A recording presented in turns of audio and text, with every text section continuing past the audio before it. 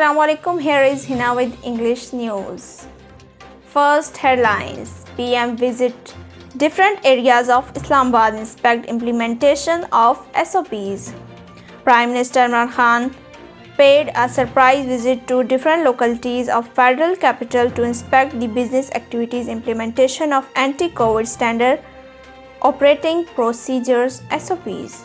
Next budget should focus on development projects, inflation control. PM Imran Khan directed his economic team to give a special focus on the development projects and measures to control inflation while formulating the upcoming federal budget. Miftah Ismail demands CEC to seize NA 249 by-election record. Pakistan Muslim League Nawaz candidate Miftah Ismail has requested the Chief Election Commissioner to take emergency step for taking the custody of the NA 249 by-election record. Number of corona patients in hospitals decreased a bit. Yasmin Rashid. Punjab Health Minister Dr. Yasmin Rashid said that the number of coronavirus patients in hospital has decreased to an extent.